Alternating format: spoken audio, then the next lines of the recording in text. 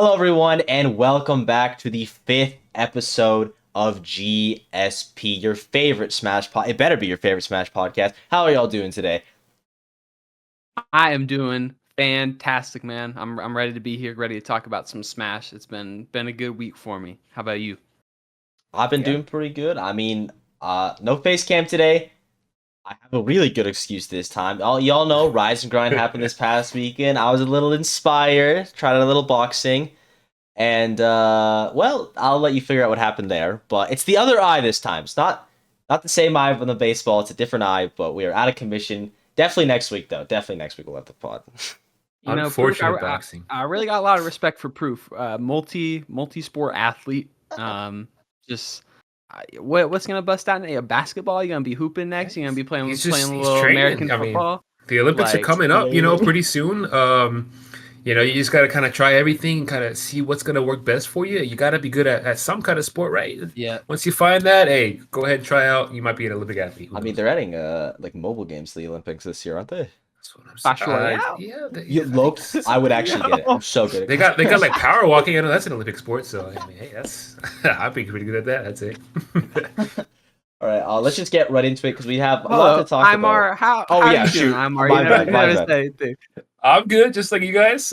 Excited to talk about some things today. We had some exciting stuff happen last week. We got some controversial stuff happening this week. Pretty much no tournaments. I mean, there's some tournaments coming up, but we'll get into all that. I'm excited to talk about it, and yeah.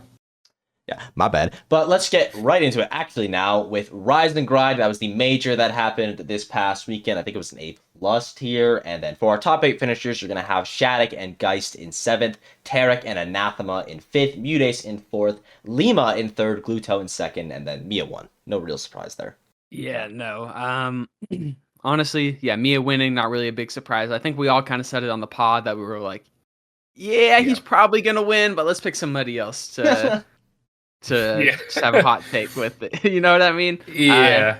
Dude, yeah, that kid's just cracked. Yeah, so honestly, good. Like, I think the only time I had doubt with him winning this was against Pharaoh. I don't know if you guys had a chance to watch that set, but that was a very close set. Pharaoh, Yoshi player. One of the Yoshis I think we mentioned when we were talking about Yoshi last time, where I mistakenly said that Yoshidora is like the only top Yoshi. I mean, hey, apparently there's other Yoshis that can compete up there. So that was a really good set. If you guys, anybody watching hasn't checked out that set, I definitely recommend you check it out. I think the ending of it kind of got messed up with the stream, but you can find most of it online. But that was a really good one. I mean, he was one of 2 people to take Mia to Game 5 this tournament, and the other one was Lima. And Lima probably should have beat Mia. Like, Game 5, he took that first stock literally in like 5 seconds, didn't take any damage. And then he lost, which was a shame. Yeah, Lima's cracked. I mean, I think he's one of those underrated players that I don't think he travels too much, right? I think he's mostly just in Texas, but I mean, when he does travel, yeah, he went to Japan and he did okay there. But we'll get back to Lima because I have a lot to say about him. Yeah. First, let's talk about the people that we thought would overperform. I thought it would be Wrath. That didn't happen. He underperformed. I don't want to say significantly because you don't really know what to expect from him because he doesn't go to a ton, but he lost to Shattuck, which is understandable. I think Corrin does pretty well into Sonic. And then he lost to Goblin, who was just having a monstrous losers run. Goblin, I forgot who sent him. I know he got sent to losers before top 64. I know he obviously didn't make top 8, but he was pretty close losing to Geist in Game 5. Just like one set before the set that gets you to top 8. So definitely an impressive run there.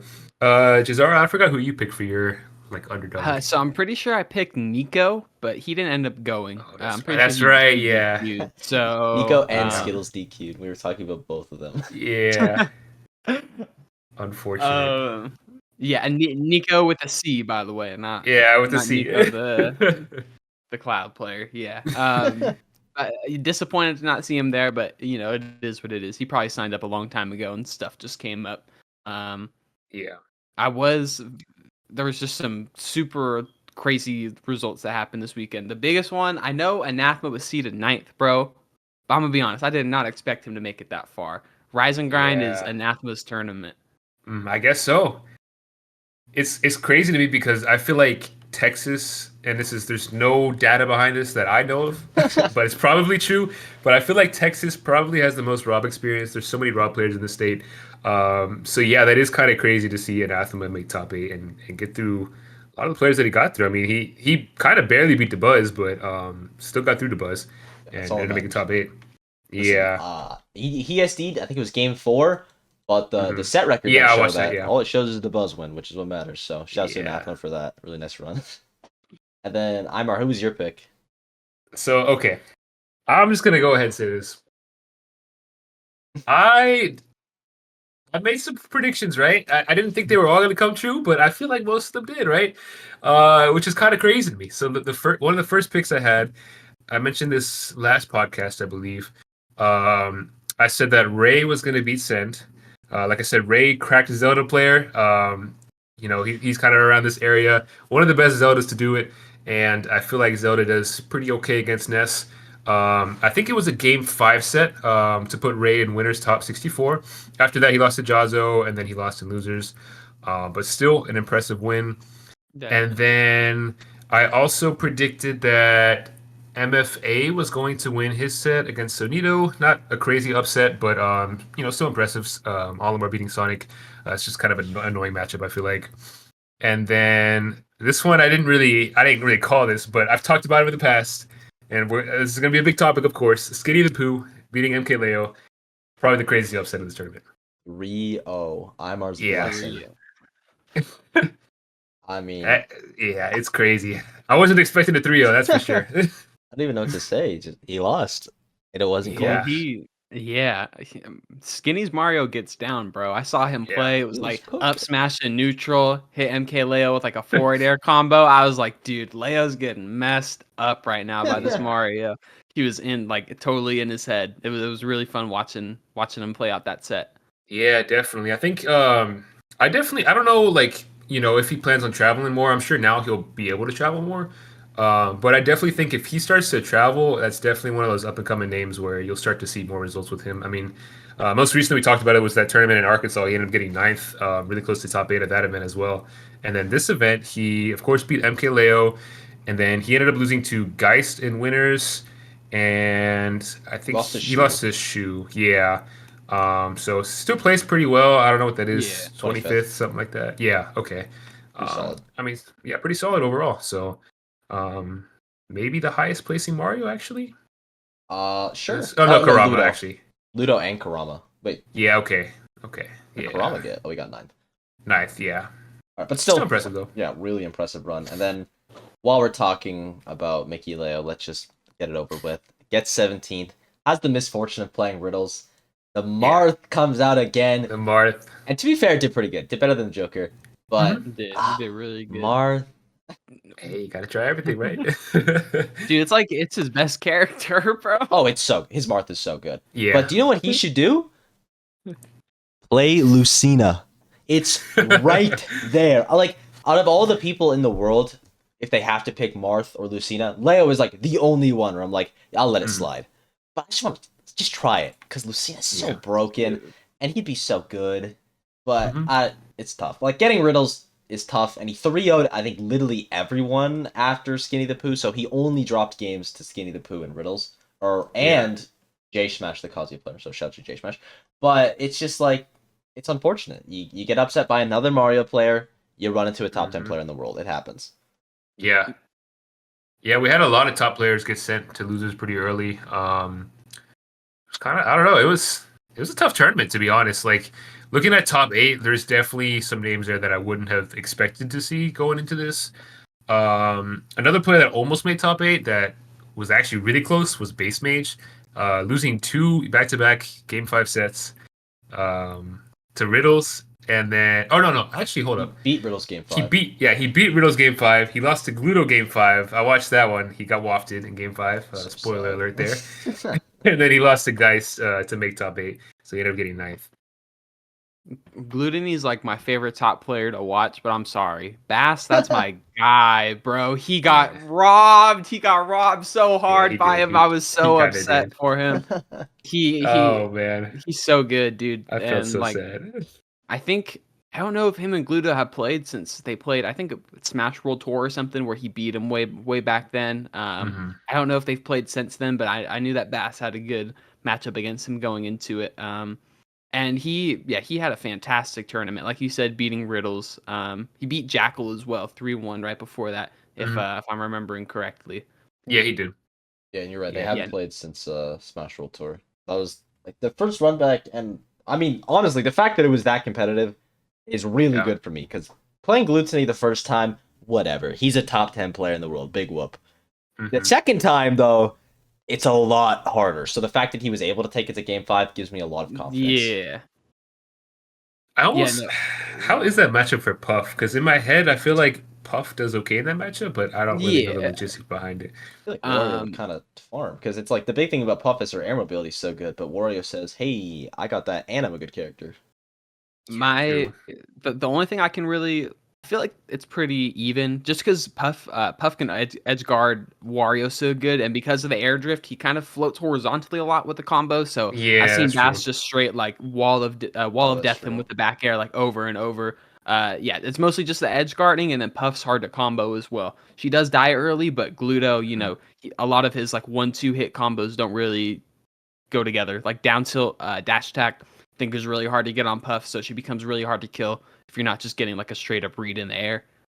Yeah, according to the base mages matchup chart, it's even. So there we go. Right on the money.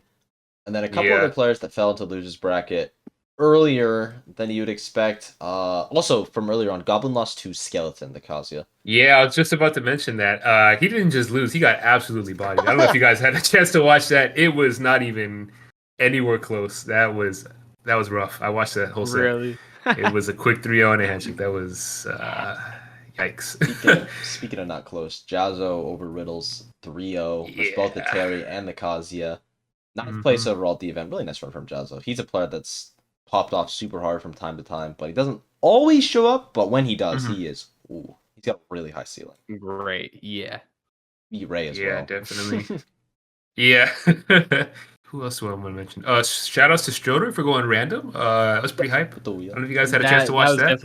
That was definitely hype. Gotta respect it.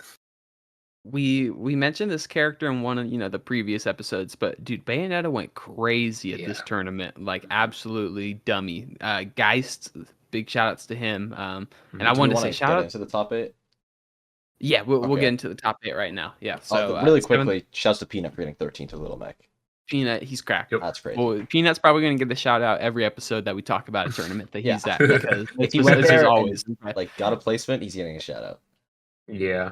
But yeah, what were you saying about Geist? Yeah, Geist, player I've known for a really long time, really strong Bayonetta in Smash 4, and he was doing well at the beginning of Ultimate, but took a while, and recently he's really, like this last year and a half, really been hitting his stride. And I'm just super impressive with him getting top 8 here. It's loading up for me right now who he got wins on. So he was able to beat Bass. He beat Goblin, Goblin was on a crazy run, beating Louis Money, Wrath, Lancelot, Send. So put a stop to that. Beat Big Boss in an impossible matchup. Sorry, every Rob player except for Anathema, because Big Boss got double eliminated by Bayo. He tried Terry the first 2 games. It was that's a really I don't know how Anathema won that. We'll get to that when we talk about Anathema. But yeah, either way, Geist, and he beat Skinny the Pooh like Imar had mentioned before. Barely loses to Tarek. Just really impressive stuff from him. Yeah, I mean he's one of the best Bayos in America. I think calling him the second best after this run is fair. Second, I think Death Spade's really good. Frog's pretty good. But Lima's easily the best Bayo. We'll get to that in a little bit. Our other 7th place finisher is Shattuck, who I've been really impressed by these past couple events. I mean, his run at SmashCon was incredible. Ends up getting 9th there. I can't remember who he beat, but it was real good. And then here he ends up getting 7th place. I'm just pulling up his bracket right now. But Corrin, good character. Yeah, he's honestly just really impressive to watch. I mean, he's also very young. He's been playing this game since like he was a little kid, basically. And it's just impressive to see because I know he travels a little bit more now. I want to say he's also going to Big House this upcoming weekend. Yeah. So it's just really impressive to see him pilot that character. Basically, I mean, he's basically stuck with Corrin, I think, since Smash 4. So it's impressive to watch. Yeah, and he beat Wrath, Ned, Peanut, and Karama, which is really good. All really good wins. Karama especially. Even though the matchup stuff, he's just insane. I watched his set against Tarek a little bit. Obviously, he got 3-0'd. But if I remember correctly, I think the games were like kind of close. I don't really remember. I can't recall. But speaking of Tarek, in 5th place, you're going to have Anathema and Tarek. And Tarek is the player from Europe that I've been, like, probably the most impressed by how much better he's gotten this year. It feels like night and day. He has been incredible these past, like, just months. He's just been so good. And he makes me think Greninja is an okay character. Yeah, he's fun to watch for sure. Me too, Proof. I'm with you. He makes me like, okay, this character, I see the potential that everybody's talking about with him. Very unfortunate for him to have to run to Gluto of all players in the top 8. I know he's probably so happy about coming all the way out to America to have to go and play that matchup again. And then he had to play Mute as well, who he played at SmashCon, if I remember correctly. Was not as close this time. Yeah, no, last time it was like a heartbreaker. Said, hey, I should have 3-0'd it last time. I'm gonna make sure I do it this time. yeah. For real. And like we were mentioning about Anathema, player that I was just really surprised on how well he did. He was even tweeting about being overseeded, didn't think he was going to do that well, but just went on an absolutely crazy run, pulling up his list right now of wins. But the fact that he was able to beat Geist in such a hard matchup, like we joke about it on the pod, like that's legit like 100-0 matchup right there. If you just look at bad. I mean, it just how fast he would turn things around. Like his 0 to deaths were crazy. Like he just kept. I think he hit it twice on Geist, just like instantly like that, and you just lose his stock, and back to even at that point. Just I don't know. Like his Rob is entertaining to watch. Like Rob is just a crazy character. He's still like by far the best mechanical Rob. Like Zamba, easily the best Rob in the world, but on hit Anathema is easily the scariest. Yeah, because the fact that you're able to hit him against Bayo, who has frame 1 air dodge with bats within, you know what I mean? Like she's that really hard character to hit. She's just skinny, super thin. Yeah. So Anathema went on, beat Zai, beat Chunky Kong, lost to Karama, which is that's a hard matchup right there. Then beats Pharaoh, Dabuzz, and Geist to end up losing to Mutace in top 8. So honestly, just a bad draw. Both Tarek and Anathema got kind of unlucky draws. But really nice runs from both of them. Then 4th place, that boy Mutace. It's like there's not a ton to talk about because he just kind of beat who he was supposed to. Yeah, pretty much. And lost who he was supposed to, but he had a good set against Mia. Yeah, I'll give him credit there. He did take a game off of Mia, which I didn't think he'd be able to do. I felt like that matchup just seemed so hard for Peach. So he really kept up, but it was just like the snowball game that he wasn't able to keep up with Mia. Like once Mia got like the littlest bit of a lead, he took it so far. And once you're in that spot with Peach, unless you're hitting the 0 to deaths against Game & Watch, you're really like you're just playing the slow game. And like Mia's too good at neutral to lose that with that much of a lead. You know what I mean? That kid's just ridiculous. Mutace though, he always surprises me. Like Steve, I don't know how he beats Akola. I don't know how he takes a game off of Mia and Peach against Game & Watch. Like this dude's just crazy. He's so impressive. I really think it's only a matter of time before he takes home a big event. And he's won a bunch of regionals, but I mean a major. A bit, yeah. Yeah, I think the last big tournament he won was LTC. He won Riptide. Did he? Oh yeah, he did win. Yeah, okay, never mind. But yeah, that's another one that he won. He's got a lot of regionals this year. Yeah, you're right. Yeah, he's definitely one of those players I feel like that can just kind of win on any given day, He can kind of beat anybody, I feel like. It's just a matter of if he does or if he doesn't, Like, we've kind of seen that potential for him to beat anybody. But again, it just kind of depends, I feel like. It's not like some other top players where it's like, okay, whenever they face up against this person, there's like almost no chance that they win, right? I feel like he can pretty much beat anybody.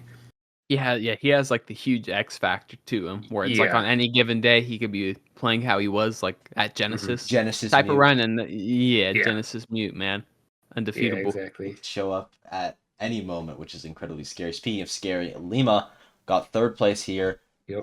Looked phenomenal. I think he's the best Bayonetta in the world. Now he's not the best player that plays Bayo, but he's the best Bayo, and I feel very confident in that. He was able to get wins over MK Big Boss, Peanut, Dabuzz, and Glutony on his run to 3rd.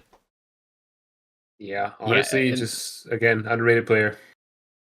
That 3-0 win over Glutony, like, okay, so Lima, people that don't know Lima, Evo champion Lima, okay? Won Evo 2018 for Smash 4.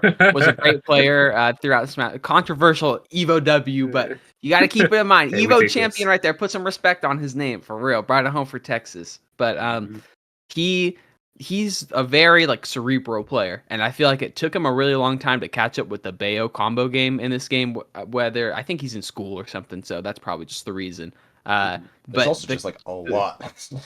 yeah, with Bayo, he's hardest in the he's game. not a kid anymore. He can't sit there and lab out combos how he did before. But dude, the way Yeah. that he plays, like him getting that down, he has like the neutral to really keep up with any of these top players. I'm not surprised he beat he went to game 5 rather with Mia. Even though it was looking down and bad, once game 3 hit and he started doing good, I was fully expecting the reverse 3-0 to come. Yeah, me too. And I'm sad it did, bro. The 0 to death to start game 5. Dude, it would have been so I hard. don't care what anybody says. That went hard, bro. That was so cool. That went hard because he Yeah. doesn't do that every single game at any percent. And then he's looking. He looks at the crowd too, and he's laughing. It's so. Yep. That was my favorite part about Lima this tournament. Is he kept looking at the crowd and like laughing. He's pretty much just pointing at his opponent and like, you are so idiot. You're so dumb for getting hit by that. It was awesome. Yeah. Yeah, definitely. I mean, Bayonetta is on the rise. You know, we've talked about it in the past. I think this event kind of proved it. And again, you know, we don't see Bayo at every tournament. But when some of these players do attend those events, that's when we really see the character shine. He's low-key becoming a lot more common, though. I Yeah. feel like. I think so too. Yeah. There's just like, before it was like, Bloom's really good, but it's just kind of Bloom. It's like, okay, Bloom and Liam are pretty good. Well, Tama P did beat Aquila, so, well, okay, Geist and, Frog, they've gotten some good upsets. It's just like, there's so many people you could just add to the list, and there's like your top 2 Bayos, maybe top 3 with Tama, but there's like so many notable ones that I could easily say top any event. Mm-hmm. Yeah, definitely. She's just 100%. She's just a hard character. She's a late game character, and surprise, it's the late game. She's She's a doing late game good. character. Yeah, she's just really almost like Cloud, where her playstyle, like similar character, but her playstyle changed enough to where a lot of people didn't give her a chance. They were still trying to play a specific way, and now that it's kind of developed out of that, and people are figuring out how to play Ultimate Bayo and abuse Ultimate Bayo stuff, the character's just looking completely different. The routes are so cool that she does an Ultimate. I don't know. I really like how they end up comboing, like the fair 1-2 and then up B and bearing off the top like that. Like it always looks so dope. She's always been a cool character. Just Smash 4 was like, ruined blinded it. by it. Basically. Really ruined it for real. Yeah, he had that one kill off the top with against the Buzz, I think it was. I don't know. Or he killed like super early. All the off the top. He did like 40 of them this tournament. It was crazy. Our top 2, Seed 1, Seed 2. Yep. Who would have thought? Gluto and Mia. Is there even a lot to talk about? No. I felt like it was over. Like the second it started, I don't know. Like whenever grand final started, I was like, yeah, it's gonna be. The second MK Leo fell to Skinny the Poo, I was like, well, this tournament's there we over. go. Maybe Riddles will make a run. Oh, Riddles lost to Base Mage. Oh. Yeah. Oh, I can see the grand finals already. I mean, and you got to give Glutini still massive props to both these players for the run that they made, but it was expected. Glutini, he was able to beat Tarek, Mutex, and Lima in the top 8, 3 of all of those players. 3-0, yeah. And then before that, he beat Base Mage, and hold on, I'm just trying to pull it up right now. Base Mage, Jazo, and Ludo, which is pretty good. And then Mia beat Double D, Pharaoh, which was arguably his closest set of the tournament. Kurama, Steamroller Kurama, which tough matchup. Mutex, Lima, and Gluto. Yeah, I don't want to sound all doomer about it because I got respect for both of these guys, and like I don't want to be the guy who's like shitting on the game, you know what I mean? But bro, like before this matchup even started, like Imar said, like it already felt like I don't see Gluto winning this at all. It's like when he plays against Akola, like I just don't see. Maybe if the timer was like 10 minutes. Maybe I could see Gluto win it. Yeah, because he could just wait it out. You know what I mean? Get 3-4 wafts, use them as he pleases. But how the current game works, like those characters' advantage is just. I don't think Wario could keep up with it, and I don't see Gluto picking up another character. Yeah, that's the thing that really makes me like. I think a couple months ago I would recommend it, but now no. There's very few people that I think should solo main a character. Glutini is one of them. He should put all of his time into Wario because he's pretty good at Wario. He's alright. He's alright. He can be better, but he's getting there. No, but I think. Oh, go ahead. I was just gonna say Mia. I mean, a big critique we had about him last episode was that he was struggling in the matchups that he should be winning, Yeah. and then he destroyed Kurama, beat Mutes, beat Glutony. So never mind, I guess. Yeah. That's what I was gonna kind of allude to next. Was just I feel like a lot of people kind of talked about it, how Mia's just gonna come in and dominate, and part of me was like, I don't really know if that's gonna happen, but I think he definitely proved to this event, not only just in this bracket, but in the crew battle too. If you guys had a chance to watch that. I think he took 14 stocks, something insane like that. Bro. Like it was, yikes! It was crazy. Dude, he played that and he was probably like, "Oh, I'm winning." Yeah, dude, these guys are free. These guys are free. This region sucks. Oh my gosh. Him and Akola, like I know we always talk about it, like if Mia could be the best, and I still don't know because I feel like Akola is he's also different at this game. You know what I mean? But yeah, right. It's like 1A, 1B between the two of them right now, man. Like it's I was really about to say, crazy. are they top two? Would you say top two? Yeah, I definitely say they're top two. They have to be. Spargo's still really good, but he's good enough to beat them. It's just not consistent enough. I actually would favor Spargo versus both of them, but yeah, like you said, Spargo's got to make it a consistent. Spargo's got to like head to head. Yeah. Actually, that's not true. He is a very consistent. And that's weird to say. Yeah. One or two as of the last 3 months, he hasn't been very consistent. It's basically just SmashCon, and then he didn't win 2 events, which for Spargo's pretty bad. So yeah. It was like Summit was a little blip, and then he's like, let me win all these P tiers, and then it's like another little downswing in it. It happens. It's hard. It's like getting to the top is the easy part. Staying there is what's difficult. You get a target put on your back. Now that you have all the eyes on you, you know what I mean? Like everybody's studying. None of these guys got to this level by being complacent and just being like, I'm gonna show up and play. Like they sit down and they try to figure out how to make every match as easy as possible for them. And like how we said before with I think last pod or maybe the pod before, we talked about the Mia against Glutony matchup, and we were like, yeah, Gluto beat him the first time, but like that's it. Like Mia he's got the download. He had that set. He got that game 5 set to watch. He's like, oh yeah, okay, I got everything I need to know. Yeah, a whole lot of research. And he's probably gotten more experience against Wario at this point, whether it be online or played against what's his tag, Huto or something. Yeah, level 9 CPU, whatever you got to do. Make it work, man. Make it work. What the heck? Yeah, I mean, it really does feel like Mia Aquila top 2 is an inevitability. And then I can't wait for the rankings to come out, and it's going to be the exact same thing. Like, this guy can't be better than Spargo when he has like an 0-5 record against them, but now there's 2 players above him where he's just farming them. It's a tough one, but he deserves it. Mia has been phenomenal, and I think it's only going to keep up like that. Yeah, for sure. Do we got any final words for Rising Grind? Dude, no. Awesome tournament overall. I like the aesthetic of the event. I like that they got the capes or whatever it is, their cloaks. Yeah, the robes. Got all that, and it's like I really like events that go all out like that. Even the bigger tournaments, I get when it's bigger, it's hard to plan stuff like that. But like Genesis, there's no theme, dude. You pull up and they got red and black up. Like deal with it. We got setups. Like we got setups. So that's all you really need. Hey, I'll take it. No, I think it's becoming like I think it's becoming a big tournament. I mean, obviously, only second year in the making right now. But I would say a lot bigger of an event than last year as far as like the talent goes. There's a lot more international players. Oh yeah. I think Texas is a great state to host Smash events. Lots of space, lots of different, many cities to pick from where you can host stuff. This one was in Waco, and so I think, especially like I kind of mentioned last time, just all the kind of side events they have, the fact they offer Street Fighter, other fighting games too.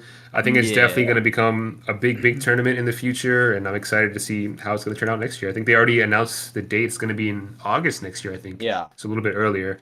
Right. Yeah. I mean, Summer of Smash, we already got an event down. Yeah. But let's move on to the events that we have this week. We're not going to spend as much time on them just because both of them aren't majors. They're going to be, I think one's a B tier, one's a B plus tier, and that B plus tier is going to be the Big House 11. Not as big as it normally is, but still pretty stacked. And then for your top 8, you're going to have Shattuck and Chase as the 7th seeds, Wrath and Luis as the 5th seed, Pocket as the 4th seed, Kurama third, Riddle second, and DeBuzz first. But both Riddles and Kurama are dropping out. So who y'all got winning? So I got probably DeBuzz. Pocket. I'm just gonna say DeBuzz right now. I'm gonna claim that right now. So Yeah. I'm finally right. DeBuzz is gonna win. So you got Pocket? Yeah. Good choice.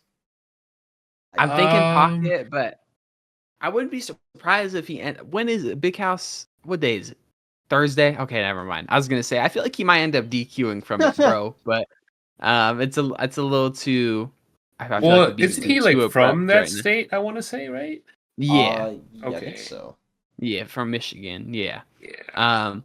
But Pocket, he's a player that he's always impressed me. When he first came up, everybody gave him flack because Steve player or whatever. But I always thought that it was legitimately impressive that he went from basically a Wi-Fi player to like regional champion to even bigger regional champion to not even winning a major in the U.S. Bro went to Canada and won their major and was like, "What's up?" And then went to SmashCon, fourth or fifth biggest Smash tournament period of all time.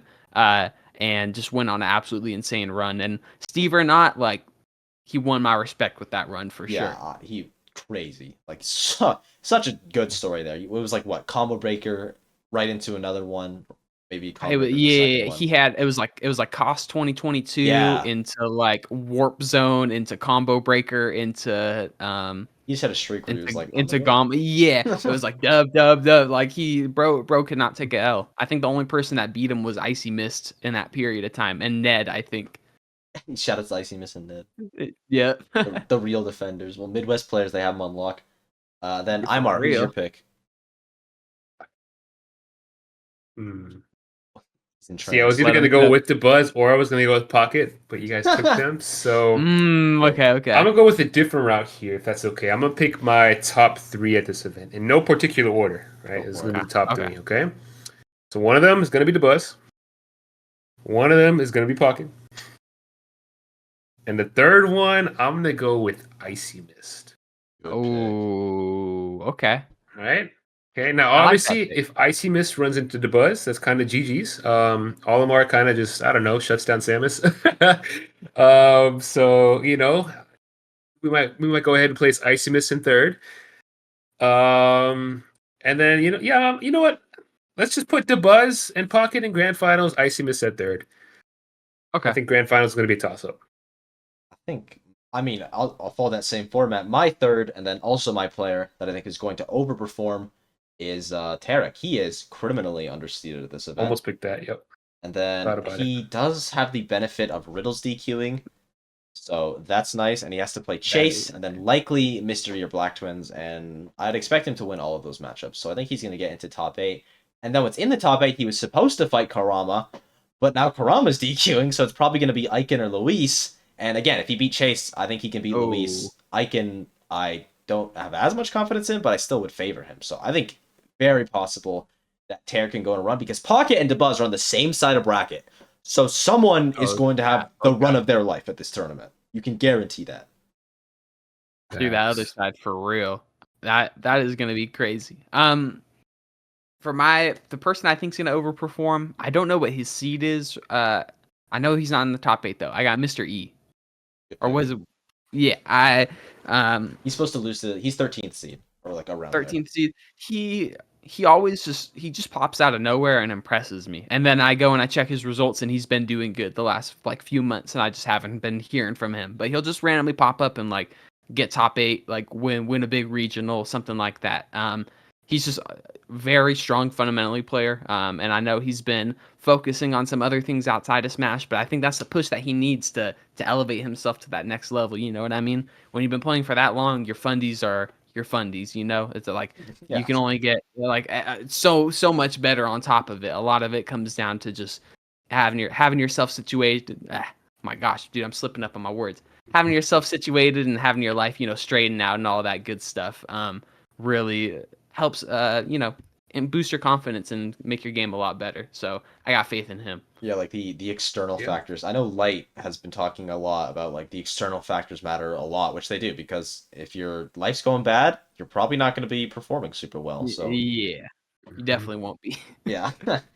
First-hand experience, let me tell you. If you got something going on, right when you start doing bad, that's the only thing that you're gonna be thinking about. Yep. Is bro, I should have done that. I shouldn't have come. I should be at home, right? Like, Yeah. I didn't even practice. Is there any other players we want to give a quick shout out before moving on? Quick shout out to Candle. I think Candle's going to do well at this event. That's another player. Right now, projected, I think, to play against Wrath to make winners top 32. Again, we recently saw. Yeah, I know, right? We recently saw MFA beat Sonido, so it's possible.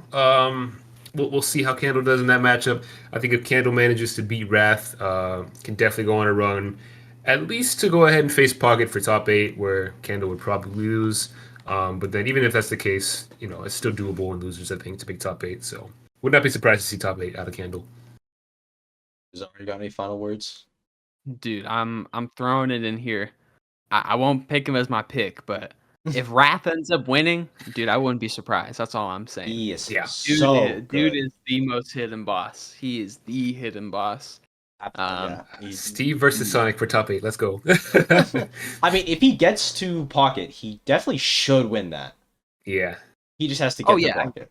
Yeah, no, I can most definitely see him getting a win in that matchup. I could see it going either way, honestly. But for Wrath, that's good because I feel like a lot of people wouldn't favor him at all. So yeah. But yeah, no, I got nothing else for Big House. Big House fell off. Shout out Doorstop, specifically his Squirtle. Like more Squirtle. That was awesome. But let's move on to our other B tier of the weekend, which is going to be Itsukushima. I think that's how you say that, number 2.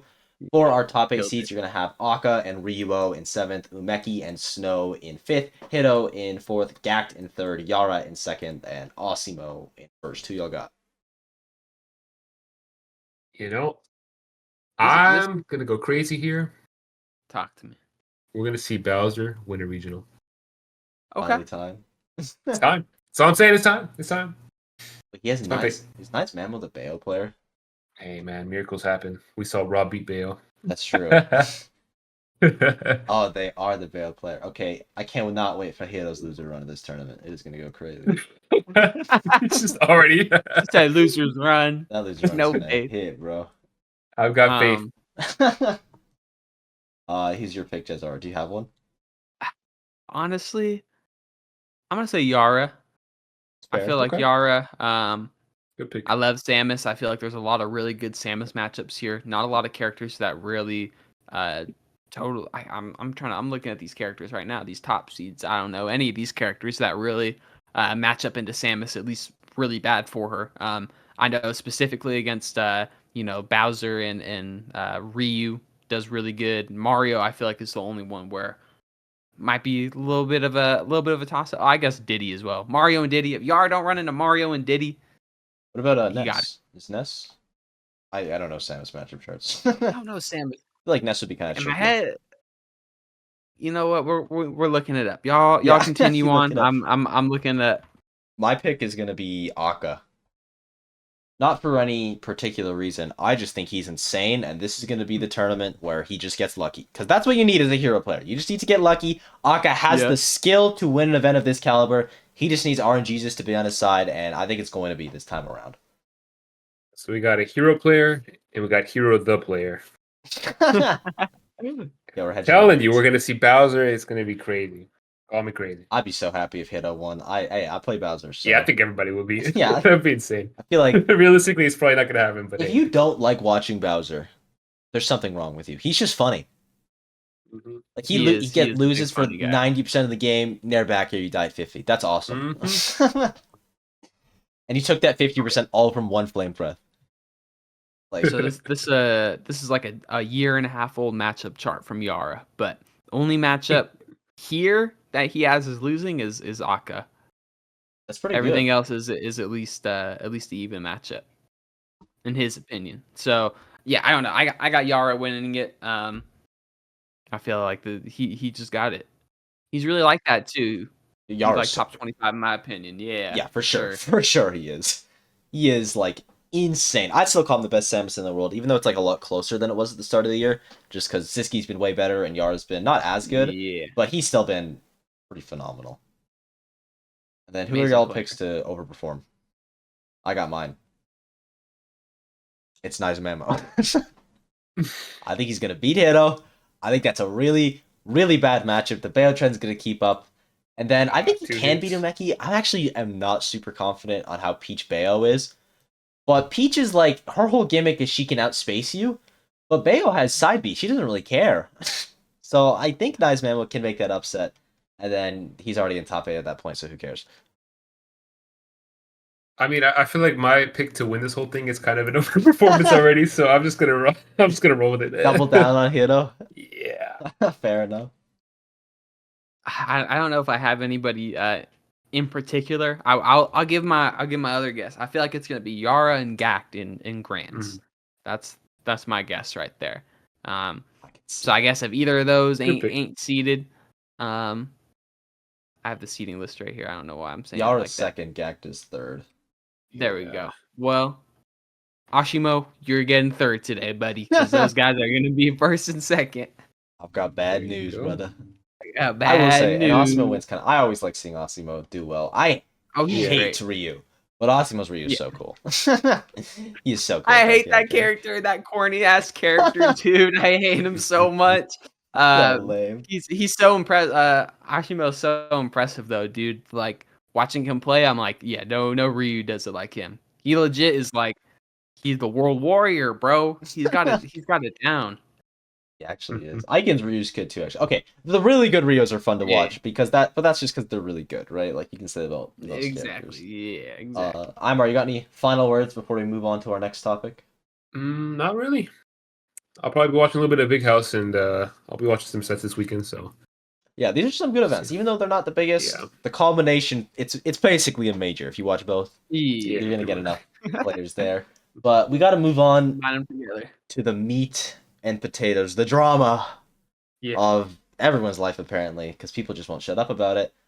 Steve, should we ban him? And for context, Rising Ground was a Steve banned event. I believe it was the first Steve banned major, which is why this discussion has kind of started up again. And I think there's two major things. The first one is just, do y'all think he should be banned? And the second one is, what do y'all think about Steve banned tournaments? Should they be on the ranking? Should they be different? How do y'all think about that? You want to start out first time, Mar? Sure. I definitely think at the local level it doesn't matter, right? I think at the local level, whatever's gonna help your local scene thrive, I think that's what should be done. Because at the end of the day, it doesn't really matter, you know? Like it's the local level. The goal of locals is to get people at locals, and if people aren't going to locals because your local scene has 5 C players running it, then I don't blame them. You know what I mean? Like, why am I going to pay money every week to lose to the same character, you know? Whereas other regions, I just have one Steve player, so it's not a big deal over there, you know? So I think at the local level, it literally doesn't matter. I think it's up to the TOs, up to the, you know, the scene. I know, like, my local scene, they've hosted, like, polls and stuff on Discord or on Facebook. Basically, if you're an active member of the team, you can vote and you can leave a comment on why you've picked that decision, right? And I know, like, my local scene, we basically went a season where at the biggest local that we have, Steve was banned, and then at the other locals, Steve was not banned, right? And so we just tried that out and kind of see, you know, how it played out. And ultimately, we decided Steve was not that much of a problem, so he got unbanned, you know? So I think local level doesn't really matter. It's kind of just up to whoever. When it comes to bigger events, I definitely can see the conflictions, right? With like, you know, rankings and things like that. I definitely think at the biggest events, Steve shouldn't be banned. I don't know. I guess it's kind of hypocritical then, because like if Steve's banned at the local level, then you know he's unbanned at the highest level. I don't really know, to be honest. It's I can see where like I can see both sides. You know, it's a huge. It's a community wide issue because it's not like a black and white answer. Here's the problem, right? So we didn't do anything at the beginning, right? Before everybody and their mom started playing this character. Because now it's like y'all are attacking like an actual like percentile of the community. You're not just taking out a few couple people. Like there's actually like a good amount of people who play this character and want this character to be around. So I feel like we, as a community, we kind of just have to stick it out at this point. In my opinion, I don't think he should be banned. I think he should be banned based off of what happens within the game, based off of all the politics that happen outside of the game. I think he should just be like kept legal, big tournaments kept legal. Because especially now that we don't have, there's no type of circuit or anything now, right? Yeah, So it's not even like there's no unification. There's no official like rule set, you know? Yeah, exactly. Like how are you going to run it? And I saw some people talking about it on Twitter. It's like, well, why care about anything then? It's like, I mean, we play this all for passion, bro. Like I play for passion. I'm not here for the money. Like if you really got a problem with this character, like, play a different game. Like for real. Like that's just what happens. I agree with what Imar said. At the local level, I feel like that's really where this problem needs to get tackled, because at the end of the day, people are going to go to majors as a vacation anyways, as a way to get out. You know what I mean? Like they're going to get their attendees no matter what. The local level, like having actual like a community, which at the end of the day is what 50% of the people who play the game, if not more, seek out friends and whatnot. Like if you're going to keep more people around banning Steve, ban him. If you're, you know, everybody in your community is like, we don't have a problem, and you're the TO and you have a problem, don't ban him. Just listen to your community, okay? Like they collectively, y'all will make the best decision for what to do. But kind of to get into the ranking portion of it, really quickly before you do that, I'm gonna run to the washroom, so I'll let y'all talk about that, and then I'll say my piece. It won't be long. Okay, for sure. I definitely, I think the about to get his Proof about to get his black eye for next week. Yeah, he's got. No, I think the way you put it, yeah, I definitely agree with that, right? So I think Steve at the local level definitely should be up to the local community. I definitely think there's no big implications there, right? Like I said, like if whatever's going to work for your local scene, that's what you should do, because at the end of the day, locals only exist, you know, if people show up, right? If your local goes down to 10 people and it used to be 30 people because of a Steve decision, then try something else, you know?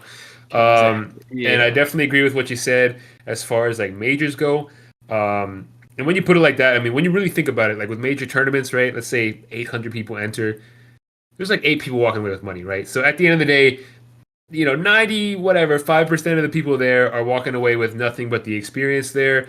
And I mean, whether Steve is banned or not, the chances are if you like playing against a Steve are pretty slim, realistically, because it's not like Bayonetta, where I feel like with Bayonetta in Smash 4, it was just such a common character. I mean, Steve you still see a lot, but I feel like it's not as much of a problem as Bayonetta was, to be honest. It's really not, I feel like maybe it has to do with the size of the roster as well, but like in Smash 4, for me personally, in my local scene, dude, it was like, say we had 20 people go to locals, right?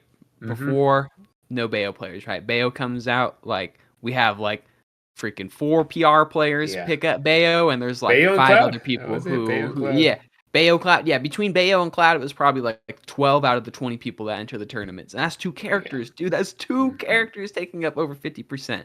And Steve, I just don't see that. I've been part of 2 different local communities now, and in both areas, the 1, 2 Steve players maybe, and even then, like over where I'm living right now, he's like the number 1 player is a Steve, but there's nobody else. And then in the other spot, it was like same deal. Nobody was really super good with him. So there's no reason.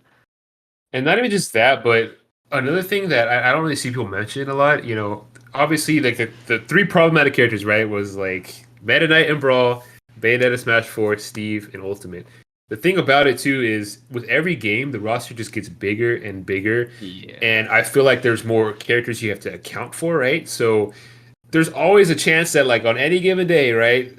Yeah, I'm a Steve player, this character's broken, but I'm going to run into whatever, a Dark Pit player, and I have no idea how to fight against this character. Like, there's a lot more to account for, I feel like. And I feel like there's ways to beat Steve. I mean, we've seen it, right? Like, the only Steve that's really dominating right now is Akula. I mean, there's obviously other good Steves, right? Pocket's really good. He just doesn't compete as much anymore.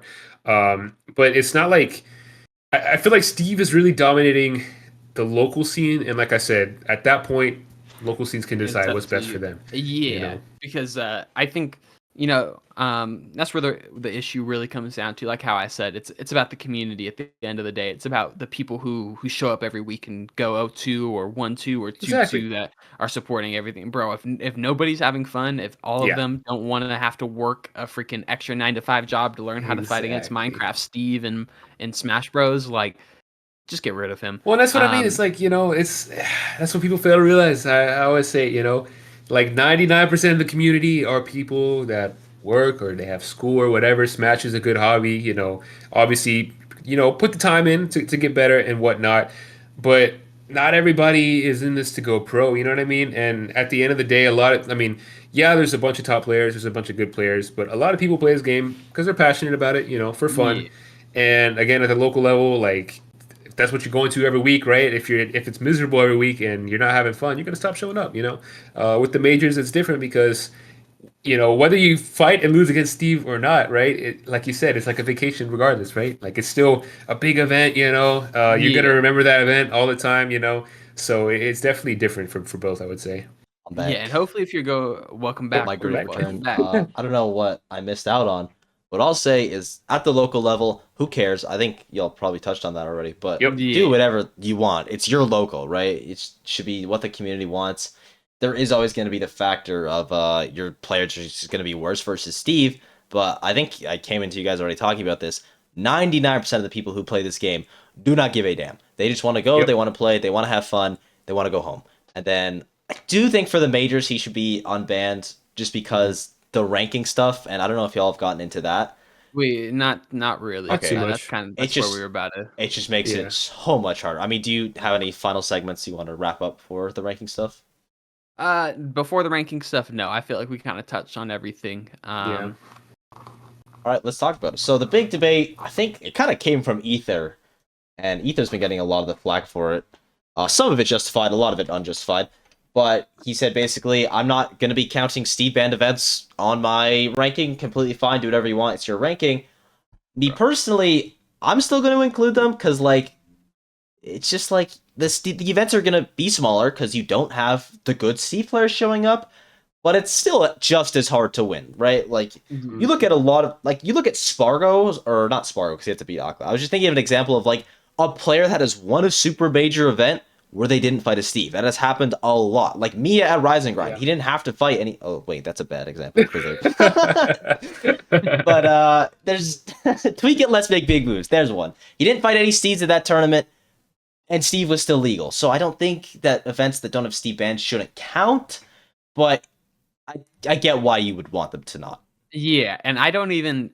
In my opinion, I don't even think that they should hold less weight than ones with Steve legal. I think it should just be even across the board because I know you are taking out some of the competition, but to totally go and disregard everybody else's skill and be like, well, if the Steve players aren't there, it's not a stacked tournament. Like, screw you, bro. Like, everybody else is as good as them. You know what I mean? Like, it's a problematic character.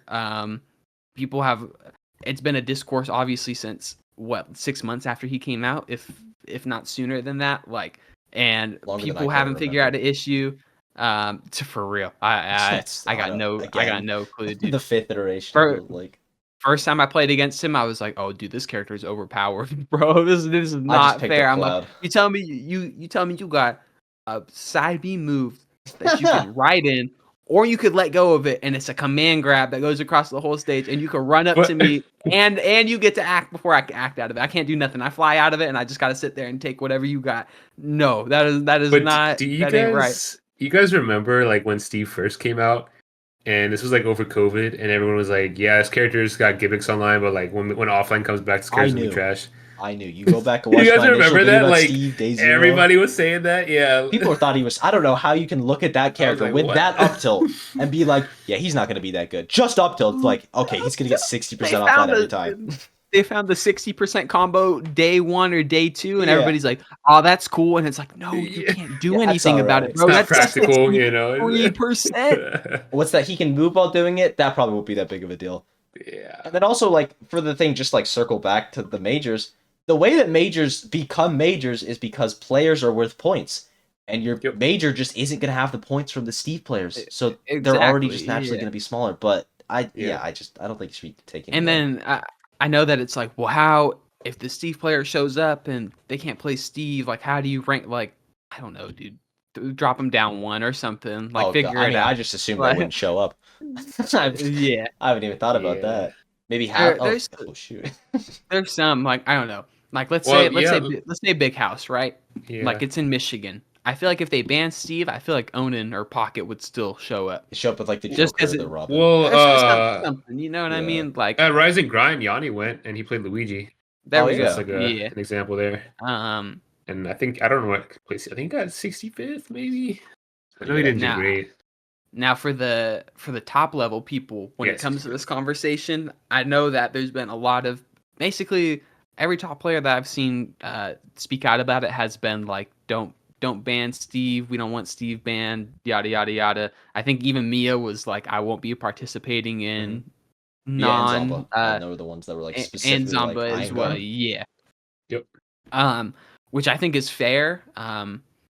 But y'all gotta hop out. Y'all here. Y'all need to take a step back, look at the full picture of everything, okay? And be like, well, maybe my concerns as a competitor aren't what the whole community feels. You know what I mean? I understand it. I'd be pissed too if I put all that time into a character and it got banned, but it's their choice at the end of the day. If they don't want to show up, they don't got to show up. I feel like once them regional prize pots start hitting, they're talking about $5,000 pot bonus. Steve man, Zamba's gonna be there. Okay. Nobody else gets signs up. Zamba's gonna be there. Yeah, it's just like it's tough because like the way I've been looking at it is like if you're bad at this game, like we're bad at this game relative to the other players, it doesn't really matter if Steve is banned because even if you maybe lost to a Steve player, it's not like you're gonna win the next round. Like it's not like you lost and got bad placement at this tournament because Steve was banned. So Exactly. it really only matters at these bigger events where the entire point of these bigger events is competition. I think locals, it's fun, right? Yep. You go to locals because they're fun. When you're having a super major event, it's a competitive event. That's the point. All characters should be legal. And the fact that Akala is the best player in the world, you're basically just banning him from the event by legalizing or banning Steve. And it's like, there's also the example, I think Deathspade maybe said on Twitter, where it's like, oh, here's like 40 Steve players I can name. First of all, he's the best character in the game. You should be able to name 40 Steve players. Like, what? And second of all, I could do that with Snake. I could do that with Rob. Like, there are so many reps of every single character in this game that the results part of it, I don't even, like, Steve's still the most popular character, right? I know Rob passed it for a little bit, but I think it's still Steve. I think it's back on Steve. Okay, Yeah. it's like, but he should be. He's the best. That's how things work. Yeah, no, Yeah. Like, I don't know. It's a tough one. Yeah, it's tough. I mean, one thing's for sure, everyone's gonna complain no matter what they decide on. It don't matter. All this Somebody's community gonna have a problem does, with you know. it could be raining gold, and somebody's gonna say that they like silver more. You know what I mean? Damn. Do you know diamonds are like worth more than gold? Just saying. Just put it out there. The takeaway from this conversation should be: we're right, you're wrong. Is there any final things we need to add? You're not allowed to have an opinion. Amen. Well, you can have one. Just don't tell me about it. Yeah. Don't put it in the comments. I ain't gonna read it. We'll read all the comments, but those ones. No, I read every comment. Don't worry. Do we have any final words before we move on to our next topic? Not really, man. I I feel like we kind of said everything that needs to be said. There's no reason to harp on it too much longer. It's been the same old stuff. Let everyone else do that. Yeah. Write in the comments down below. Go ahead. Yeah, and if you disagree with someone, please argue with them and see how many words you can type.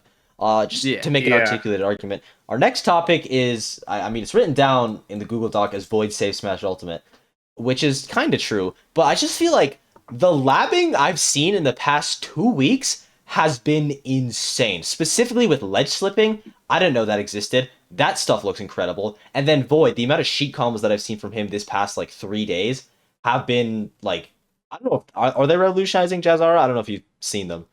Yeah, so revolutionizing, definitely pushing it, but I ain't trying to discredit what he's doing. He's I've been loving everything that he's been putting out so far. Really creative stuff. He hasn't done anything on any character that I've been like, what? No way. It's always on the characters where they're pretty easy combo characters. You know what I mean? Yeah. Like Game & Watch. as floaty as he is, he actually does have really good combo ranges against Sheik. He's one of the characters that like dies to every one of her kill confirms, and he's one of the he dies the earliest. You know what I mean? So a lot of the stuff that he was doing, I was like, okay, that's cool. Nothing I haven't really seen, but very just creative loops. His movement's so good. Oh. Like no other Sheik moves like how he does. I know we mentioned before that Webb. He probably has the best conventional Sheik. Like does best routes, best use of like her tools, you know what I mean? But Void just has her on a different level. The combo game and the movement, the timing, all of that is just immaculate with him. Yeah, the one in particular that I saw was like the up tilt into needles to the bouncing fish, which is something that I've done a lot, and I feel like it's just like a DI specific thing. But the way he was getting it off seemed like whatever he was doing was making it true. So I'm gonna have to go and study those a little bit more and see what's up with them. Okay, this might be like a bit of a self-report. I was looking at the combos and I was like, what was like, can't people like already do this?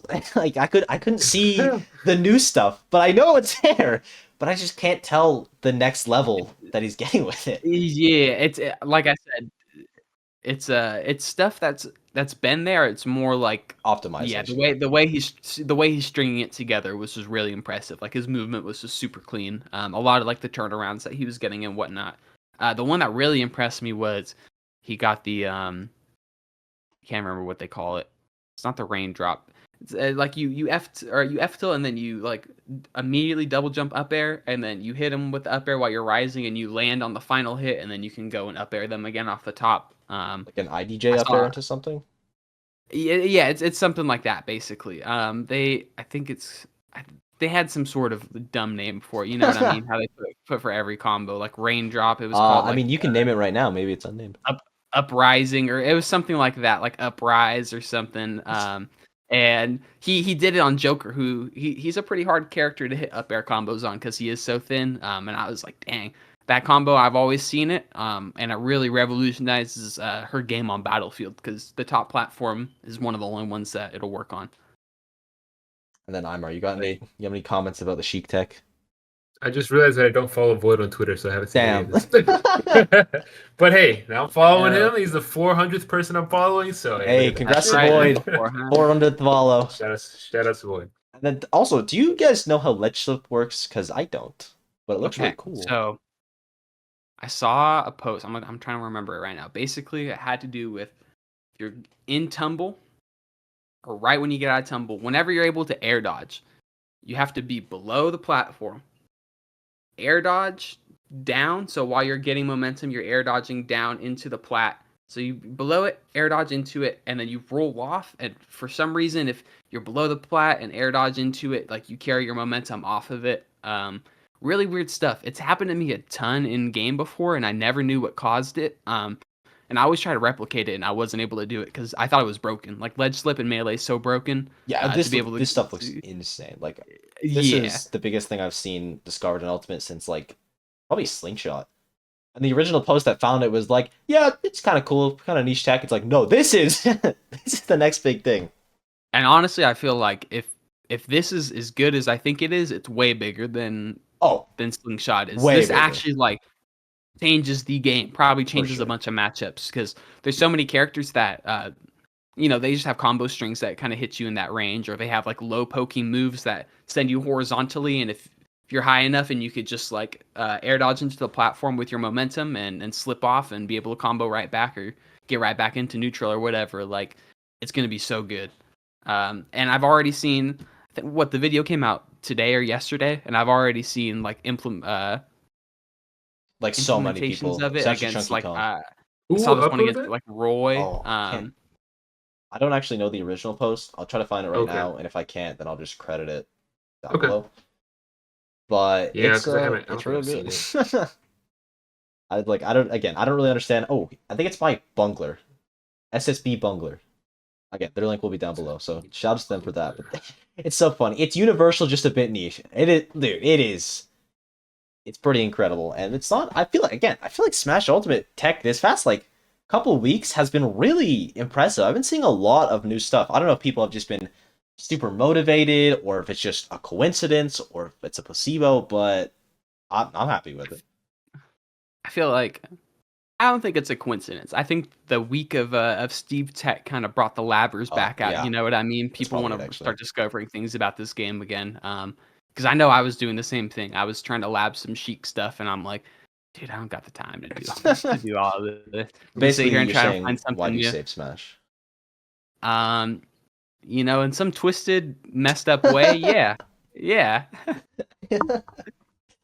Imar, you got any thoughts on the ledge slip? No, like I said, I'm gonna have to check it out because I didn't see that original video. Well, So I'll I'll take a. send the link right now. Wait, never mind. My Okay. Discord's full screen. I'll send the link after. Okay. Yeah. I'll check it out later. Then our final topic before everyone's favorite part of the podcast is Smashmates NA. Very fast turnaround. It's already, Yeah. I think it's still in the beta right now, but it's up. Yeah. Yeah, so I'm pretty sure it had been in development already. I think it's called Smash Pros or something like Smash that. Bros. I think it was already in development, and this was just the perfect time to announce it. They had a skeleton of it laid out already, basically. I think I saw that they quit their job. No, that was for something else. I'll bring it up in a second. But they've been putting in work on it, and it's just.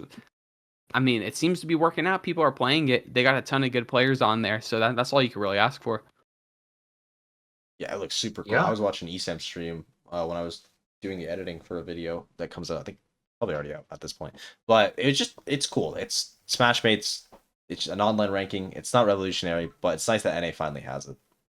Yeah, definitely. Like I said, we talked about this last time. I think with Anther's Ladder, that was kind of big back in Smash 4. So I think having something like that is definitely gonna help. Because Oh yeah. I don't know, like just playing online, Elite Smash kind of does nothing, right? So I think having a ladder system where you can just consistently play against top players or whoever, like whatever level you're on, right? Like let's say you're kind of newer at the game, then you're gonna be matched up against people that are around your level. So I think it's just a good way to grind. I think any game that has a ladder system like this, obviously it's not built in, but having that website where we can go to, I think that's gonna be really cool. Imagine if they just like put this in the game, how much better everyone would be at I this know, game. right? I was gonna say people are gonna if this website actually pops off and goes public, I feel like people are gonna start getting a lot better really quick. Especially where we're at in the game. It's gonna be all the grinders are on there. You know what I Yeah. mean? There is gonna be some people who just play for fun and want to find games, but it's gonna be a lot of the grinders on there. I feel like a lot of people are gonna start making connections and being able to find specific characters to play against and get better, and just as a community will improve. I'm definitely gonna be on there. I'm definitely gonna be playing when it goes public. It catches We'll our try to get us in there. the Smash We Bros gotta streams. Catch me on there. we gotta get an early access code. Yeah, send us one. We'll all share. We'll take turns. Then it is time for everyone's favorite segment of the podcast. Real quick. We're talking about apps. There's just one I've been seeing. I'm following them right now. It's called Play Aid. I don't know if you guys have seen it or not, but basically it is like an AI program that this guy coded, and you could spit replays into it for Smash, and it'll go through and tells you what to do. Detects every move that got played from both players. Really cool. And it went from showing data of what moves you do to now the guy announced it yesterday that he's adding in like an AI script basically, and he's writing in a bunch of stuff. And if you roll in a certain spot every time, it'll tell you always roll when this character is doing a certain move, or this is always your option, add a shield or stuff like that. So I feel like if that actually gets through, it's going to help a lot of people with analyzing their gameplay, at least giving them an idea of what to check out, even if the prompts are kind of like bogus or whatever. Having an idea of what to look at while you're playing just start to put your mind in that mindset, you know what I mean? And when you go and analyze your VODs later on, you might not need the software anymore. You could just watch it yourself and be able to take in that information. But I think that it's just going to be huge. It makes super sick. makes it really accessible for a lot of people to come in and be able to analyze their VODs without needing a coach or anything like that. Yeah, it's just a great point. Like, I don't know if y'all have ever watched VODs. I've never watched my own VODs because I don't really compete, but it's like hard to learn from a VOD and take something away. So I think that's going to help people a lot in that aspect, and then just make them better at reviewing, which is obviously massive. What did you say it was called again?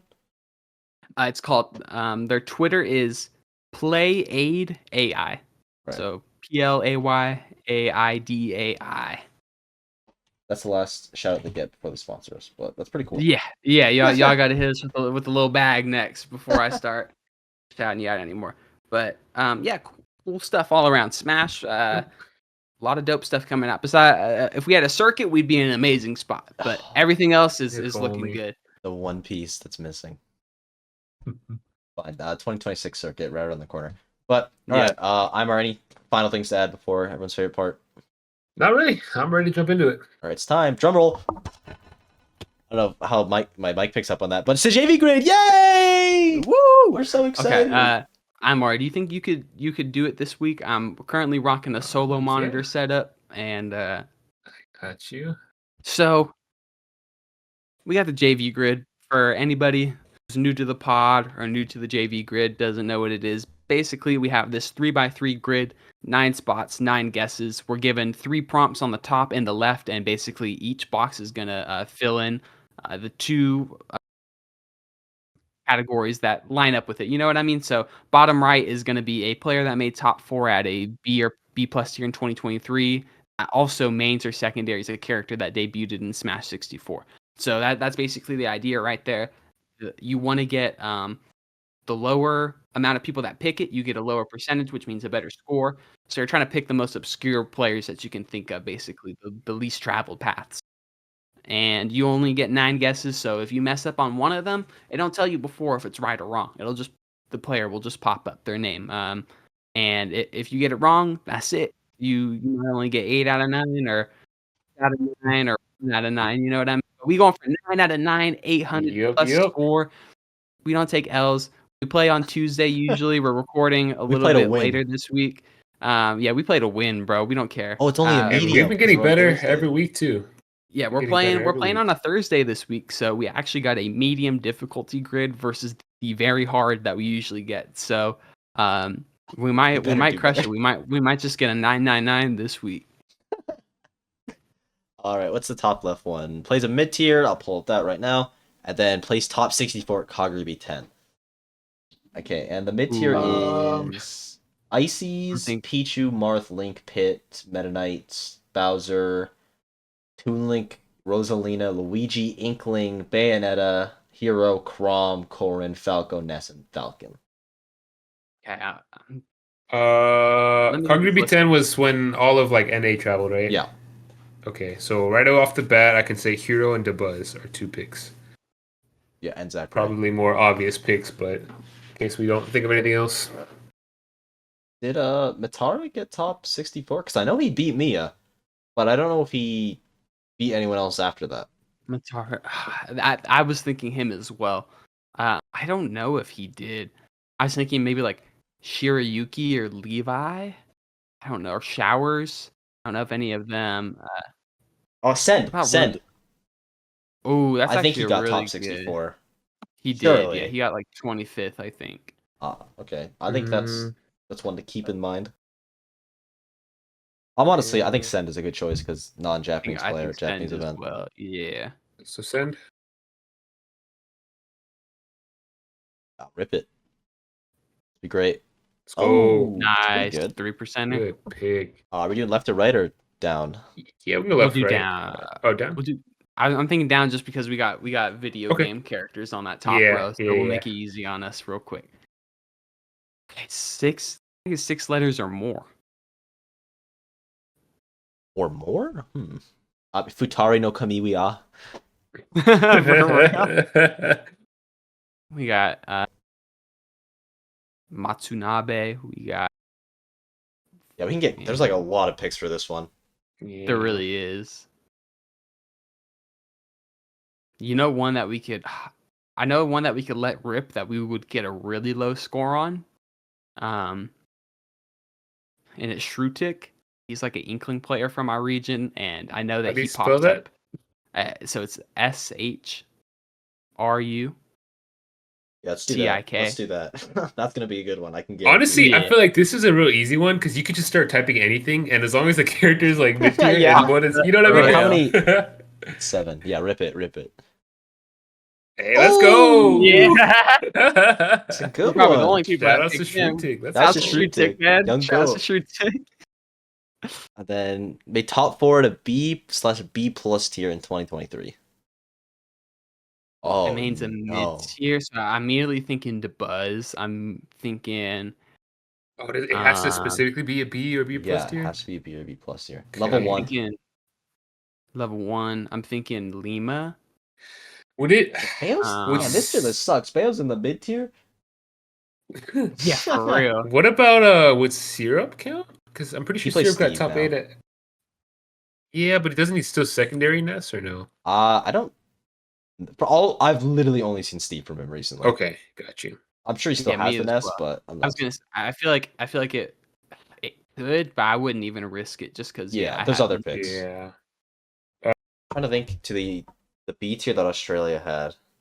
Who top 8'd that event or top 4'd that event? You think Ray's got top 4? He didn't, because I know I would have made like 3 videos about it. It was. Link is back. Link is back. I know level 1 won a B tier.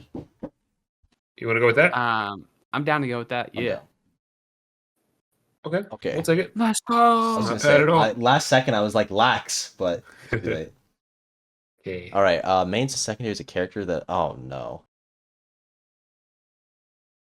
Oh, let's come back to this one. It's making me mad. Yeah. I kind of got one that might cook for this middle one. Okay. What you thinking? Hold up, wait. Let me see. Okay, never mind. All right, go for it. I'm thinking this guy, Corn player. Okay, so I'm pretty sure it counts for this. His tag's Naranja, so it's Nara. Okay, he don't pop up. I'm trying to think of local players here.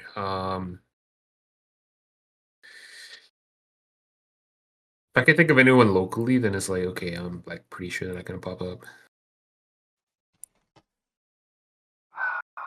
Okay, yeah, so Corin was 3DS, so that would work if your guy's on here. Okay. He was not. Oh, but that's good to know. Good to know. Okay, I'm trying to think Pokemon for this one. We could put like a Greninja or like. I think you should start putting in random letters because as long as it's 7 letters or more, it's gonna tell us the character.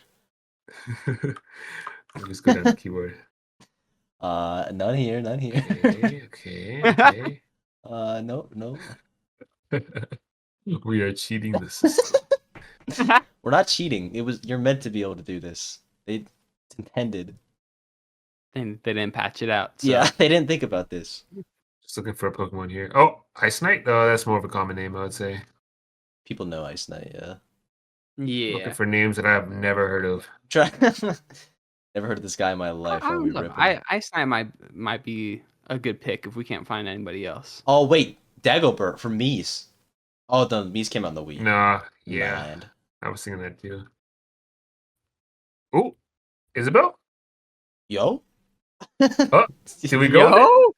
Wait, dude, I'm down. The tag is 6. Yeah, rip it. Oh! Shout out to Jaden. Let's go. Let's go. That .27 means that we're the only person who picked it. I'm pretty sure. Actually, dude, we're kind of doing great. For real. Players made top 4 at a B/B plus tier event. Oh. My brain Tarek? immediately thinks Tarek has to, right? There has to be some kind of Europe event that's B, right? For sure, Tarek has.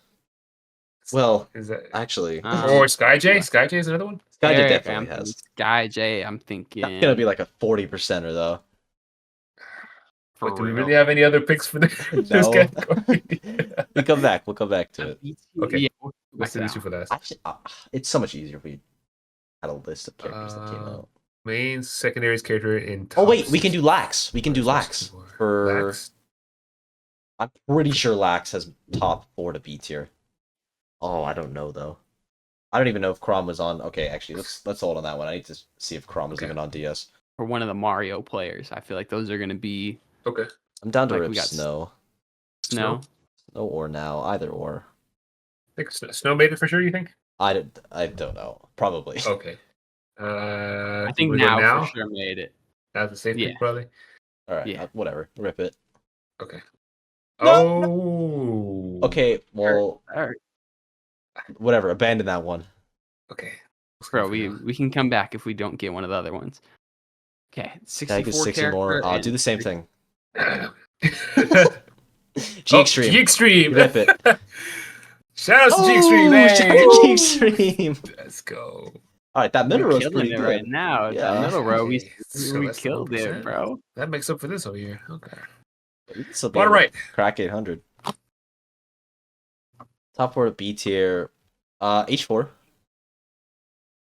That is true. That is true. Hungry Bucks? Hungry Bucks. I don't think he Didn't has. he pop off at some event? I Nah. probably wasn't a B tier though. I doubt it was B tier. I think H4 he did, we going he did with? good. H4 for sure got it. I'm down. Yeah. Okay. That's pretty good. Yeah, that's a good pick. That's a good pick. I think maybe this bottom one here might be the easiest one Yeah, I agree. that we can Let me figure out. B plus tier. I'm like, I'm pretty sure Lax has. dude, I'm down. I'm down to risk it for the biscuit. I mean, at Lax? this point, we already lost, so whatever. Rip it. And yeah, okay. Let's go. Let's go. Oh, what about Yara? Yeah, because he beat Spargo. I'm down for that. Yeah, I'll whatever. Pacific? Oh, Huzzah. did the thing again. But now it's the week segments. We got character of the week, players of the week, and comment of the week. And we'll start off with character of the week, and it is Mario? Look up a random character generator. Mario. Mario. I Do you actually want to do Mario? I'm down. I'm down for Mario. mean, yeah, I think that's The poo beats 3-0 is Leo. crazy. Yeah. Yeah, 3-0's. I think Leo Leo has a Mario problem. It's officially confirmed. There's a lot. He definitely does, because the characters he plays do good versus Mario. Yeah, the one So tournament we saw was not a fluke. So I have a short that I got cooking up right now. Let me find yeah? it, but it's called MK Leo sucks against Mario, kind of. And it's go. basically talking about how Mario's been the character that he's been upset by the most, but he also has like amazing records against all the Mario players. Like he lost to Kurama that one time, and he hasn't lost to him since. Yeah. And then he's 3-0 against Dark Wizzy. He lost to Zenyu one time, and then hasn't lost to him since. And then Superdog beat him that one time, but then he went on and 3-0'd him like 3 days later. They get their one. The Marios always get their one, but this Always get their one. I think there's a lot of really good Marios. Like obviously Kurama There are, now yeah. are going to be the main ones. Those guys that we just mentioned. Tavares is really good. He just doesn't really travel a lot. I can't think of any more off the top of my head, but Mario is definitely a popular character. There's like you got like Spam Cop. Yeah. That's one I can think of. But yeah, Me. like let him cook. Let the Mario cook. Mario is like, Hey, first to find my Mario right now. yo, look. You I'm scared proud. the food hub after this. You scared us host after On this, Smash bro. 3DS, let's go. Oh, I don't got the 3DS. Okay, you got me there. Alright, I gave mine to my friend so he can play Pokemon. But off topic, Mario, I think he's pretty good. He hits you so hard. And I don't know if it's like a Kurama thing or a Mario thing. I think it's more of a Kurama thing. But the character's movement is really good when utilized correctly. He does have some pretty big glides, weaknesses, bro. like the disadvantage. Like the fact that Downer is like an anti-hitbox is pretty rough. But I feel like that's like his big issue because his recovery is pretty solid. The uppy hitbox is kind of crazy. He's got the stall for cape. I feel like he really does lose to range. I know that he's beaten Yeah. Spargo a couple times, which is awesome. You know what I mean? Yeah, again, I think that's more just Kurama having That's the Kurama. top Yeah, 3 spacing in the game more than Mario. exactly. He like I was saying when Proof was talking, he like glides, bro. You watch him play, and he's just so smooth with everything, bro. Like his Mario is just so clean, and he hits combos. I'm like, oh, like his timing's immaculate. He's perfect with his fast falls, and you know, like when he's gonna be throwing out his moves and whatnot. He really gives me like hope in Mario as a character because he's somebody that I thought was really strong early on, not strong at the beginning, and then I was like, oh, this character is actually broken. He's super easy still. You just have to change up a couple things. And now he's slowly been getting phased out. He's definitely a strong character. Like I'm not surprised when I see Mario in top 8, but I don't see Kurama winning a major with Mario. You know what I mean? Like I think there's just too many matchups that he's gonna run into. It's in the essence of Zomba winning a major. His bracket has to be decent, and then he'll have to win Yeah. like 1 or 2 unwinnable matchups, which obviously Kurama can do, but that's more just Kurama being good than Mario being good. Mhm. If he got like a 2021 top 8, Kurama could definitely win. Oh, These yeah. 2023 ones, they're ruthless, The man. Game They are Watches, the ruthless. DLC is it's Yeah, it's definitely tough for crazy. Mario. Just because like Yeah. how you said a lot earlier on in the podcast, Mario Game and Watch really tough matchup for Mario. It seems at least, and it doesn't seem like Mario matches up into Steve the best either. So like That he's just just so sounds awful. stubby. Even Yeah. against I know my perspective's always with Sheik, but even Sheik can space out Mario, which is like which is crazy. Like she has good range, but like in this game, she's not as dominant when it comes to the range as she was in others. But even she can keep Mario out and like outside of his little bubble that he has. If he gets that bubble in on you, you're in his little ball of fire. Like you're gonna get messed up. His combo game is absolutely potent. Once he's on you, between his air and his ground speed, he's so good at covering space. Mixing up movement to make ledge traps Really good a frame lot more trapping as well. scary. The frame trapping, the devastatingness of just like you could get hit with like a raw up air and then get hit with like the up air nair reset, then up air nair fast fall, then Yeah. up air down air, and you yeah. die. All of a sudden, you lost your stock 0 to death right there. Or you could just get caped at 4. Cape. Yeah, I really think that is what keeps Mario from falling out of the meta is he still does have some dishonest things about him. When it comes to Yeah. killing straight up, I think he is a little too honest. That's where I think his problems really start to arise. Where they get to like 120 and it's like, okay, I gotta back throw them on the ledge, or I gotta hope that they get hit by one of my smash attacks. That like now that I'm at 120, like nobody's gonna get hit by this up smash right now. Like everybody. That's always been a problem that plagued the character. Like if you look back and watch like Dark Wizzy VODs when he was like super dominant, he would only up smash after a certain percent threshold, and he would just do like 60 of them, and one would hit, and it's a good move. One with it? But Yeah. at this point in the game, a good move isn't good enough. Yeah, a lot of characters don't have options to punish that kind of stuff. Yeah. No, definitely. But Mario's a character yeah, that's been around. Kind of always been relevant, just never at the very top. But we're starting to see more Mario's pop up with more results. And like you said, that's one of the characters in this game that can quickly take stocks, right? If you start to read your opponent, kind of read what they're doing over and over again, you can set up those situations to where you basically guarantee a suck, right? If they're gonna do what they've been doing the whole game. So definitely a character that like against other certain characters like that are just combo food. I think Mario really thrives, but again, if you can space Mario out, then it's definitely a lot tougher to win with Mario. Yeah, where do you have him on a tier list? I have him top 30. yeah, I'd put him somewhere in there as well. Yeah, I think that's fair. I'd really have to sit out the whole tier list to really pin him down where I'd put him right now. But I'd maybe even put him like top 25, top 20. I'd have to see it. I think But I don't know he's top in that 20, range but for top sure. 25 I could definitely see. Hmm. I think it just DLC 2 made him a lot worse in my opinion. Oh, 100%. If there's one thing that we could say about the Mario Brothers, though, the three of them in Smash, is that they're all professional stock dealers, bro. They at any point of the game, bro, like that, Yep. and your stock is gone, bro. Just die against all 3. Just It's die for crazy. real. Shouts to Hazard for absolutely farming coin blocks. He does so much crazy stuff Oh with yeah. Doc. I love watching Doc. Doc is such a nice character. And then, do we have anything to add before we move on to the comment of the week? Dude, no, yeah, Mario's killing it. I'm glad to see the Mario players, y'all keeping that base ultimate Keep it dream up. alive. Just a little bit of cheese, just a little bit of cheese on top. A classy amount of cheese. Classy amount of Nothing cheese. crazy, respectable. Mi- Right. Miss when Mario was the bane of my existence, bro. But when I'm up tilting you 5 times in a row is the worst thing that could happen. No, not the 30%. All right, our comment of the week is going to be from Leo K. Roos 38, or maybe Leok Roos. I'm not sure how you say it. I should, because he comments a lot on the video, so shouts to him. Leo His Cruz, question maybe? is thoughts on UK players. One in specific, Luigi. He's really good. In my opinion, he's definitely the best Luigi in the world. I know Waka's really good, Yamanachan's really good. But Lugi is different with this character. He's had some not as great performances recently, but I mean that run at King of Fields was incredible. To make a loser's run like that is impressive, but to do it with Luigi is insane. Yeah. Yeah.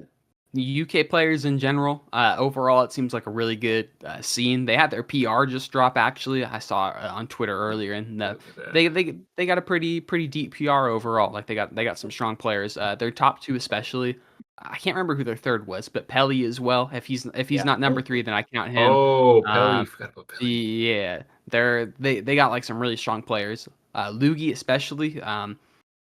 Luigi's just in 2023. That character is so inconsistent, dude. At a major level, Yeah. especially, you play against people who got like optimized flow charts and stuff. Like they know how to gimp Luigi easy and play around the grab, but he's so much more than that. We got another Luigi player that he can't come around tournaments no more. You know what I mean? But he gives me similar vibes to how he played before, and like how like the skill level of him. He really just came in and slid his spot back in, and made keeping Luigi relevant in the meta a little bit at least. Yeah, for me, shout outs to Pelly, OG DDD player right there. Yeah. Making the smart decision to, I don't know, pick any other character in the game other than DDD. So you love to see it. I always got to support the DDD players, even if they don't play DDD as much anymore. So yeah, I don't know if Pelly plays DDD at all anymore, really, to be honest. I think it's like I think maybe like a counter pick, Yeah, it's but I kind of think he's mostly on Like Sonic. how Link plays yeah. DDD. Yeah. Yeah, honestly, yeah. Like I said, I always gotta support players that play the characters that I play. And that's kind of how I recognize Pelly because I remember seeing that a lot with the DDD, but obviously Sonic player now mostly. But yeah, like you guys said, Lugi, another player that's up there, Bloom for sure. And yeah, I know Lugi recently hasn't had the best results at the tournaments in America. I forgot what all the tournaments they went to. He went to Battle of BC, I'm pretty sure, and he just got he got a rough He bracket. got I think he had Spargo and Kamehameha Yeah. and Kamehameha. Doesn't Lou. even matter what placement he got. He Yeah. got Spargo and Kamehameha. Tough luck. Yeah, so yeah, overall, I'm like I said, I'm a big fan of learning more about other scenes, especially in Europe. I feel like Europe Yeah. is underrated in general. So Europe is definitely the most interesting region to me right now. mhm. But Yeah, I think so as well. There's so many different. It it probably shouldn't. It always gets the blanket statement. It's like Europe is one region, but like it really is just a bunch of different Sub-regions. communities all together that have even smaller communities in them. So it is really cool to start going and breaking down, these different areas and whatnot because they got a whole PR. We might know, Tarek and Quick from Germany, but they got 8 other people on their PR, and it's like how good are those? How good are those guys? Exactly, yeah.